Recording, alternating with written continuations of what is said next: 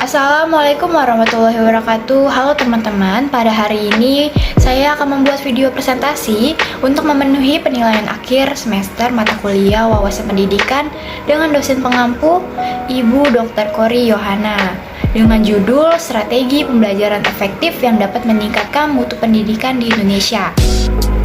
Baik, sebelum saya memulai presentasi, izinkan saya untuk memperkenalkan diri. Perkenalkan, nama saya Rizka Darlia dari Prodi Pendidikan Administrasi Perkantoran, Fakultas Ekonomi, Universitas Negeri Jakarta.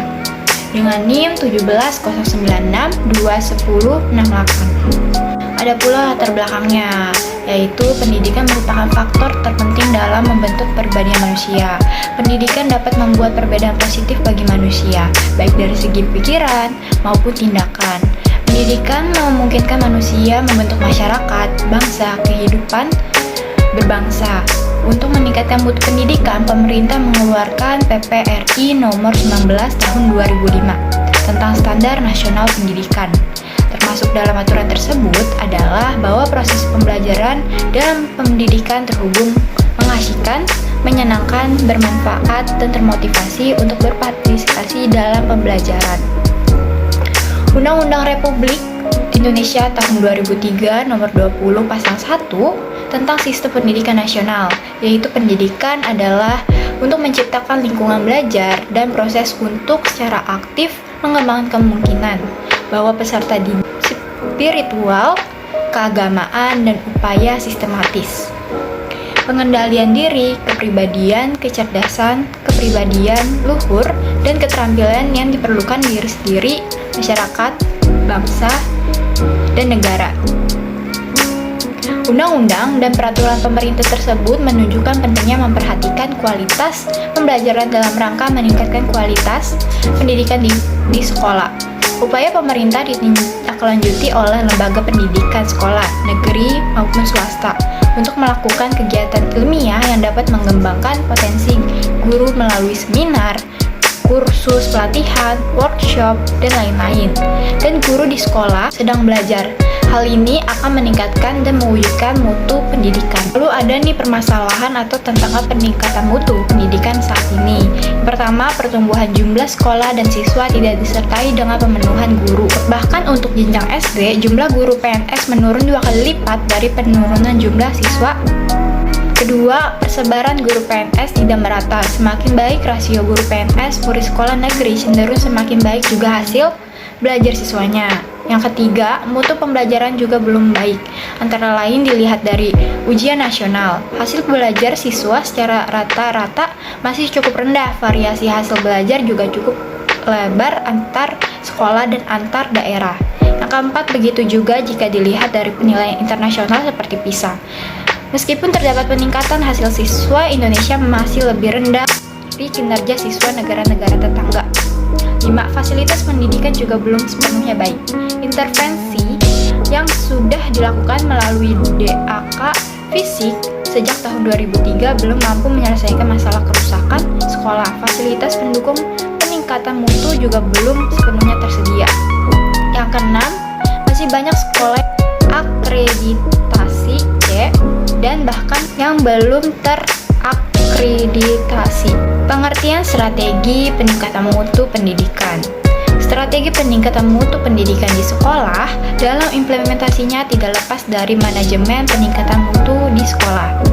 Usman 2002 mengatakan bahwa manajemen peningkatan mutu memiliki prinsip. 1. Peningkatan mutu harus dilaksanakan di sekolah. Yang kedua, peningkatan mutu dapat dilaksanakan dengan adanya kepemimpinan yang baik. Ketiga, peningkatan mutu harus didasari pada data dan fakta baik sifat kualitas maupun kuantitatif. Yang keempat, peningkatan mutu semua harus memperdayakan dan unsur melibatkan yang ada di sekolah.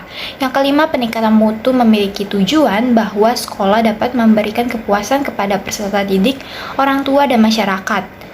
Berdasarkan pendapat tersebut, dapat disimpulkan bahwa strategi peningkatan mutu pendidikan merupakan perencanaan yang berisi tentang rangkaian kegiatan yang didesain untuk memastikan bahwa tujuan dapat dicapai melalui tindakan yang tepat dalam rangka peningkatan mutu pendidikan.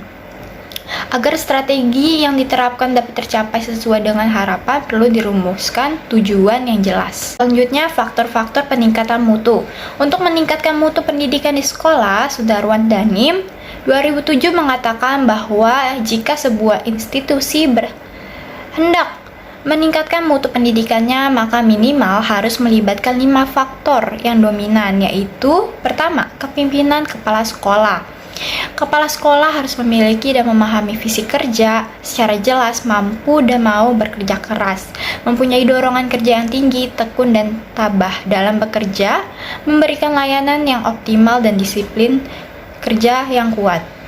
Yang kedua, adanya guru. Pelibatan guru secara maksimal dengan meningkatkan kompetensi dan profesi kerja guru dalam kegiatan seminar, lokakarya, serta pelatihan sehingga hasil dari kegiatan tersebut diterapkan di sekolah. Yang ketiga, siswa.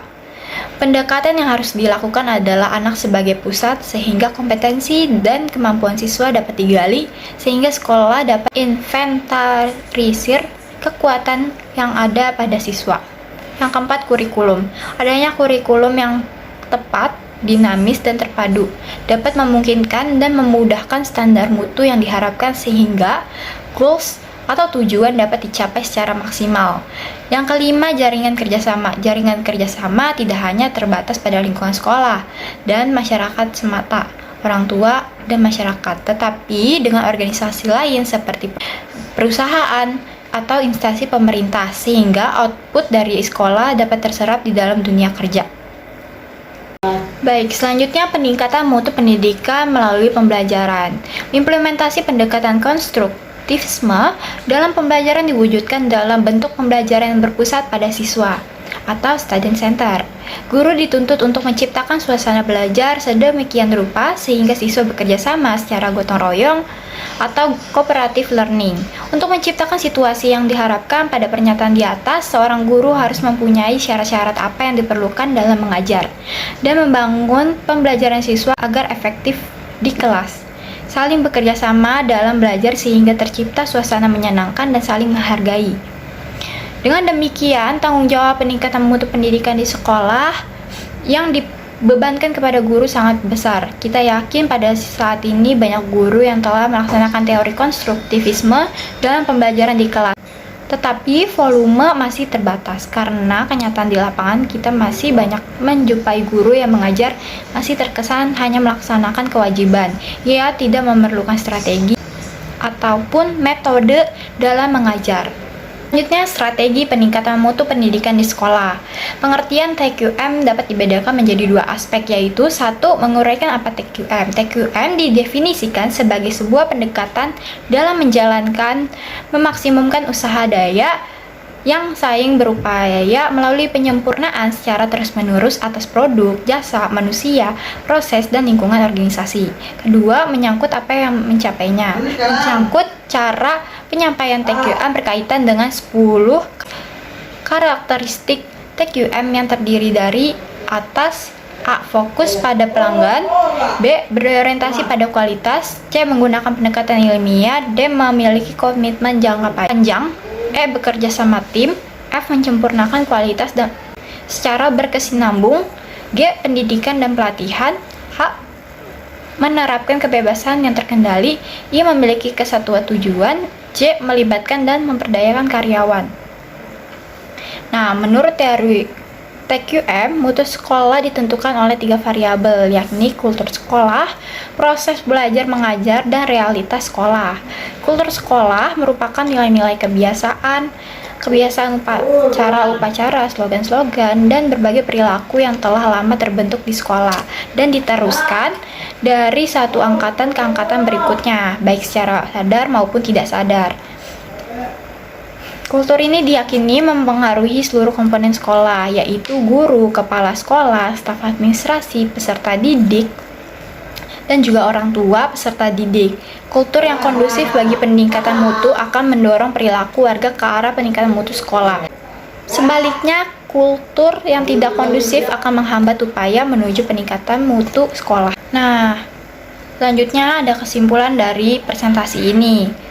Jadi upaya peningkatan mutu pendidikan di sekolah telah dilakukan melalui berbagai kegiatan, peningkatan seminar, pelatihan atau workshop. Melalui berbagai kegiatan tersebut, pembelajaran inovasi diperkenalkan karena inovasi dibutuhkan, pengembangan bahan ajar, pengembangan strategi dan metode pembelajaran, pengembangan media pembelajaran, sistem evaluasi dan evaluasi telah menjadi menu utama dunia pendidikan. Namun, pengalaman menunjukkan bahwa upaya tersebut tidak signifikan. Perubahan peningkatan mutu pendidikan sekolah, semua persiapan untuk mewujudkan visi secara bertahap, perbaikan terus-menerus, tergantung pada dua faktor. Pertama, pelajari proses alat dan keterampilan yang tepat, kemudian terapkan keterampilan baru ke proyek kecil dan layak. Semua proses perbaikan terus-menerus yang dapat dilakukan berdasarkan siklus tindakan. Siklus ini merupakan siklus perbaikan yang tiada henti dan berlaku untuk semua fase organisasi atau lembaga, khususnya lembaga pendidikan. Ini dia daftar pustakanya. Ini merupakan referensi yang saya ambil untuk bahan pembelajaran yang saya bawakan. Cukup sekian presentasi dari saya. Mohon maaf bila ada kesalahan kata maupun kekurangan materi. Mohon maaf. Terima kasih. Wassalamualaikum warahmatullahi wabarakatuh.